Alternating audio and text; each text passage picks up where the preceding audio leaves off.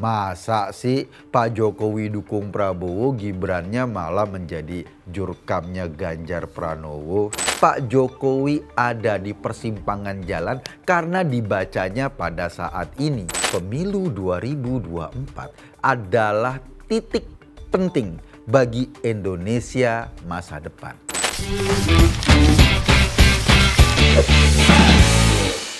Sampai sekarang tuh orang sering nanyain, kemana sih arah telunjuknya Pak Jokowi, terutama dalam konteks pemilihan Presiden 2024. Ada yang bilang Pak Jokowi sekarang cenderung untuk mendukung Prabowo. Yang ngomong kayak gini menampilkan fenomena-fenomena. Misalnya fenomena Pak Jokowi menerima Prabowo makan malam, fotonya beredar. Bahkan pada kasus terakhir, Pak Jokowi mengangkat Ketua Projo Budi Ari sebagai menteri. Dan selama ini dipersepsikan Budi Ari membawa suaranya pendukung Prabowo, kalaupun Projo belum secara resmi melakukan dukungan kepada Prabowo. Alasannya menunggu petunjuknya Jokowi. Sehingga timnya Prabowo yang merasa bahwa arah dukungan Jokowi itu memberi manfaat elektoral buat mereka terus mengkapitalisasi fenomena-fenomena atau simbol-simbol itu sebagai cara untuk menarik dukungan politik dari pendukung Jokowi. Begitupun pendukung Ganjar Pranowo yang bilang bahwa gimana Jokowi dukung Prabowo. Sekarang saja Gibran sebagai anak sulungnya Jokowi yang ikut jejak bapaknya menapaki karir politik sebagai wali kota di Solo sudah resmi atau mau menjadi jurkamnya Ganjar Pranowo. Masa sih Pak Jokowi dukung Prabowo, Gibrannya malah menjadi jurkamnya Ganjar Pranowo? Atau ada lagi yang ngomong Pak Jokowi itu bagaimanapun adalah orang yang didorong oleh PDIP menjadi presiden seperti saat ini. Bukan cuma presiden pada saat pemilihan wali kota di Solo 2 kali, pemilihan gubernur, bahkan 2 kali pemilihan presiden, selalu mendapat dukungan penuh dari PDIP. Jadi logikanya nggak mungkin lah Pak Jokowi mengalihkan dukungan ke orang lain sementara PDIP sudah punya capres sendiri yang namanya Ganjar Pranowo. Itu kalau kita baca Pak Jokowi dalam konteks hari ini, konteks politik kekinian sehingga seolah-olah tindakan-tindakannya itu dukung si A atau dukung si B. Bahkan kemarin ketika Pak Surya Paloh dalam pidatonya di acara apel perubahan Nasdem yang menghadirkan Anies Baswedan, itu pidatonya berapi-api dan sebagian mengkritik Pak Jokowi karena gampang dilihat kritiknya itu. Surya Paloh bilang bahwa revolusi mental belum jalan. Kalaupun orang bisa ketawain, revolusi mental kok malah kadernya terlibat korupsi BTS misalnya. Tetapi pidatonya itu jelas-jelas menunjukkan kritik terhadap Jokowi. Setelah pidato apa Pak Jokowi marah sama Surya Paloh? Enggak loh. Setelah pidato malah Pak Surya Paloh dipanggil ke istana dan mereka berdua ngobrol entah apa. Dan yang pasti setelah obrolan mereka berdua, Pak Surya Paloh tampil di depan pers dengan wajah senyum-senyum. Jadi kita bisa bayangkan bagaimana posisi Jokowi dalam konteks 2024. Kalau kita baca dalam konteks sekarang, iya mungkin kita akan bingung. Ini kemana sih arahnya? Pak Surya Paloh yang jelas-jelas mendukung Anies dan kita tahu posisi Anies selalu diametral berhadap-hadapan dengan Pak Jokowi.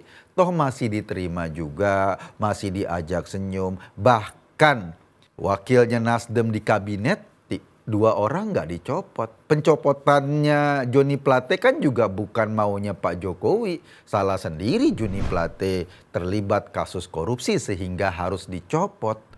Itu yang memang atau kesan yang terbangun. Kalau kita baca dalam kacamata yang lain, bahwa Pak Jokowi sekarang dibilang ada di persimpangan jalan. Baru aja saya kemarin diundang di ILC dengan tema itu. Pak Jokowi ada di persimpangan jalan karena dibacanya pada saat ini. Seorang Jokowi diminta untuk menunjukkan dukungan yang jelas kepada Prabowo kah, kepada Ganjar kah, atau menolak Anies secara terang-terangan. Tapi kalau saya bacanya dengan kacamata yang lain, mungkin penglihatan kita agak berbeda. Gini deh, Indonesia ke depan atau katakanlah pemilu 2024 adalah titik penting bagi Indonesia masa depan. Titik penting karena apa? Karena pada tahun 2030 kita menikmati bonus demografi. Pada tahun itu juga terjadi ketidakstabilan global yang sudah kita rasakan dari sekarang dan kita penting untuk bisa memposisikan Indonesia dalam kancah pertarungan dunia. Pada tahun itu juga kita harus keluar dari jebakan negara berpendapatan menengah menjadi negara berpendapatan tinggi. Bagaimana kita bisa mencapai itu? Satu-satunya cara kita bisa mencapai itu adalah dengan meminimalisasi konflik internal di Indonesia sehingga kita semua fokus untuk membangun Indonesia masa depan. Cara atau salah satu cara untuk menghindari konflik yang cukup keras, jangan jadikan pemilu 2024 sebagai sarana membakar jembatan. Jangan sampai pemilu 2014, pemilu 2019 itu terulang lagi dengan polarisasi masyarakat yang saling berhadap-hadapan. Kita sih bersyukur kalau kita perhatikan saat ini ya, publik atau masyarakat itu sudah jauh lebih cerdas dalam menghadapi pemilu kali ini. Dulu 2014 hoax berseliweran, berita bohong berseliweran, bahkan fitnah berseliweran. Pak Jokowi difitnah PKI, hoax merajalela, Ratna Sarumpait dan macam-macam. Tetapi makin ke sini, bahkan menjelang 2024, perdebatan di media sosial relatif lebih adem dibanding tahun-tahun sebelumnya atau katakanlah pemilu-pemilu sebelumnya. Kenapa relatif lebih adem? Karena memang ada peningkatan literasi publik terhadap informasi digital. Publik makin memahami, oh ini nggak rasional nih, ini hoax ini bohong ini. Sehingga apa? Sehingga perdebatannya lebih berkualitas. Kalau publiknya sudah lebih adem kayak sekarang, apalagi EPI, HTI sudah dibubarin, kan yang kedua yang paling kita butuhkan juga nanti elit-elitnya adem. Kita butuh elit-elit politik yang bisa saling bekerja sama pada 2024 ke depan. Kenapa? Karena ketika nanti terpilih jadi presiden, misalnya Ganjar Pranowo terpilih jadi presiden, dia sangat membutuhkan dukungan parlemen yang kuat. Membutuhkan dukungan dari legislatif yang kuat sehingga kebijakan-kebijakan strategisnya ke depan juga dapat dukungan parlemen. Dan parlemen ini terdiri dari partai-partai politik. Partai-partai politik apabila tidak terakomodasi dengan baik, maka dia akan menjadi oposisi. Yang dikhawatirkan secara politik ketika terpilih seorang presiden baru, oposisinya juga kuat. Ujung-ujungnya dan akibatnya kebijakan-kebijakan strategis ke depan nggak bisa jalan dengan lancar. Jadi kalau kita pakai kacamata ini, saya melihat kok sekarang Jokowi sedang mengusahakan itu semua. Oke, silahkan Anda bertarung dalam Pilpres 2024. Tapi ingat, Indonesia jauh lebih penting ketimbang sekedar satu jabatan politik.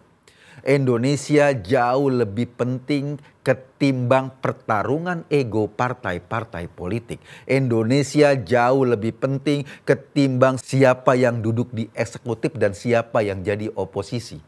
Jauh lebih penting dari itu semua.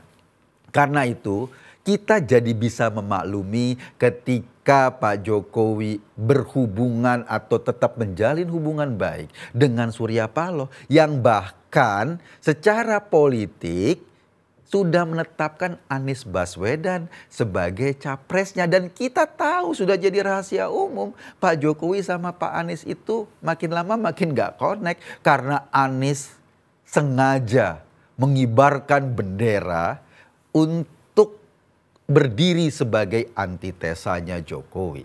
Tetapi sama Surya Paloh dia baik-baik saja. Pak Jokowi tetap membangun jembatan, menjaga jembatan itu apabila nanti ketika pemilihan presiden semua bisa dikonsolidasi untuk Indonesia masa depan, untuk pergerakan Indonesia masa depan. Karena satu-satunya syarat bangsa ini bisa bergerak maju adalah kerjasama di antara semua elemen anak bangsa, di antara semua segmen populasi yang ada di Indonesia. Kerjasama semua golongan, kerjasama semua agama. Bahkan yang juga penting, kerjasama antar elit partai politik. Karena mereka juga ikut menentukan masa depan kita yang akan datang. Jadi saya nggak melihat Pak Jokowi di persimpangan jalan ketika dia memainkan pola politik yang kesana oke, kesini dorong, kesini diterima. Kenapa? Semata-mata agar suasana adem ini tetap terjaga. Pemilu 2024 tidak harus menjadi sarana membakar jembatan, tidak harus menjadi sarana perpecahan, tetapi justru ini menjadi titik penting Indonesia menuju masa depan, menuju Indonesia emas di tahun 2045 nanti. Karena kalau kita gagal memanfaatkan kondisi yang ada pada 2024 sampai seterusnya, maka kita seolah-olah sedang merusak kesempatan emas kita sendiri dan itu akan berdampak pada kehidupan anak cucu kita selanjutnya, berdampak pada kehidupan bangsa ini selanjutnya. Titik ini yang begitu amat penting menurut saya tidak mungkin dipertaruhkan hanya sekedar untuk urusan copras-capres. Ada yang jauh lebih besar dari sekedar copras-capres. Ada yang jauh lebih penting dari sekedar itu, yaitu keberlangsungan Indonesia. Dan kita bukan saja harus berjalan, tetapi harus melompat. Melompat ini butuh energi, butuh kekuatan. Dan kekuatan itu hanya bisa terbangun apabila semua saling bekerja sama. Baik eksekutif maupun kerjasama parlemen. Karena Pak Jokowi sudah membuktikan ketika tahun pertama kepemimpinannya atau periode pertama kepemimpinannya. Dan oposisi cukup kuat sehingga berbagai kebijakannya terganjal di parlemen. Berbagai undang-undangnya terganjal di parlemen. Dan ketika periode kedua dia mengubah cara. Dia ajak Pak Prabowo untuk masuk ke kabinet, itu artinya Gerindra menjadi bagian dari partai pemerintah. Hasilnya apa? Hasilnya banyak undang-undang. Bahkan undang-undang yang menjadi kontroversi publik itu bisa lolos karena kalaupun dia undang-undang yang tidak populer atau menjadi kontroversi publik, tetapi kita penting memiliki undang-undang ini. Coba sebutkan undang-undang IKN, undang-undang Omnibus Law, undang-undang kesehatan yang baru saja itu diundangkan. Itu semua terjadi perdebatan publik, tetapi karena parlemen dan eksekutif kita cukup kuat, yang di parlemen kita dominan, eksekutifnya juga merasa berkepentingan untuk merumuskan undang-undang atau mengesahkan aturan-aturan dasar itu, semuanya bisa lolos. Dan ini adalah modal kita untuk bergerak maju. Undang-undang Omnibus Law misalnya, yang membuka ruang pekerjaan, yang membuka ruang investasi semakin mudah.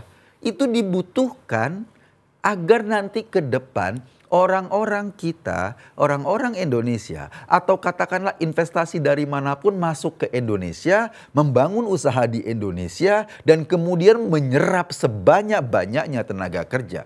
Ketika kita punya bonus demografi, anak-anak muda kita berlimpah, tenaga-tenaga produktif kita berlimpah, mereka penting untuk diserap ke sektor-sektor industri. Bayangin kalau orang mau dirikan perusahaan susah, kalau izinnya repot, akhirnya perusahaan nggak bisa jalan atau nggak bisa berdiri. Akibatnya anak-anak muda yang banyak itu tidak bisa terserap ke dunia kerja, terserap ke aktivitas-aktivitas yang produktif. Itu yang saya lihat. Terus bagaimana soal pilihan politik Pak Jokowi? Nanti dia akan kemana? Sebagai presiden tentu saja dia berkepentingan untuk memastikan Indonesia terus bergerak ke depan, bahkan bergerak maju. Itulah yang dilakukan sekarang. Tetapi ketika ditanya apa sih pilihan-pilihan politiknya Pak Jokowi? Atau preferensi politiknya terhadap yang ada saat ini, minimal dalam konteks capres, saya yakin ketika itu ada dalam pertanyaan beliau, dia akan kembali kepada akar primordial politiknya. Dia sebagai bagian dari PDIP, dia sebagai orang yang dibesarkan dalam kultur Jawa Tengah, dia yang selama ini berinteraksi dengan manis, dengan Ganjar Pranowo. Itu adalah bagian dari primordial politiknya, akar primordial politiknya. Dan saya yakin dia nggak akan jauh-jauh dari situ.